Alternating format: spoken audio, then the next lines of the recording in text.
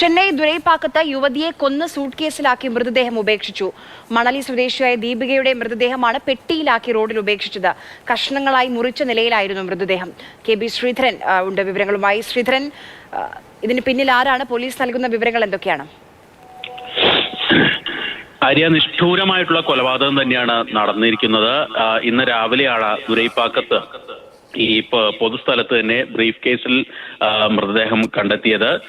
സംശയം തോന്നി ആളുകൾ തുറന്നു നോക്കിയപ്പോഴാണ് ഈ സ്ഥലത്ത് ഇങ്ങനെ ഒരു പെട്ടിയിലാക്കി മൃതദേഹത്തിന്റെ ഭാഗങ്ങളെല്ലാം കണ്ടെത്തിയത്. ശരീരമാകെ വെട്ടിമുറിച്ച നിലയിലായിരുന്നു. ഏതായാലും പോലീസ് നടത്തിയ അന്വേഷണത്തിൽ ദീപിക, അതായത് ചെന്നൈക്ക് സമീപമുള്ള മണാലി സ്വദേശി ദീപിക എന്ന യുവതിയാണെന്ന് ഇത് തിരിച്ചറിഞ്ഞിട്ടുണ്ട്. പക്ഷേ ഇതിന് പിന്നിൽ ആരാണ് എന്ന് ഇതുവരെ വ്യക്തമല്ല. മറ്റൊരിടത്ത് വെച്ച് കൊലപ്പെടുത്തിയ ശേഷം മൃതദേഹം ഇവിടെ കൊണ്ടുവന്ന് ഉപേക്ഷിക്കുകയായിരുന്നാണ് മനസ്സിലാക്കുന്നത്. ഏതായാലും ഇവരുടെ പശ്ചാത്തലം ഉൾപ്പെടെയുള്ള കാര്യങ്ങളെ സംബന്ധിച്ച് അന്വേഷണം പോലീസ് ആരംഭിച്ചിട്ടുണ്ട്. പ്രത്യേക അന്വേഷണ സംഘത്തിനെയും ഇതിനുവേണ്ടി നിയോഗിച്ചിട്ടുണ്ട്.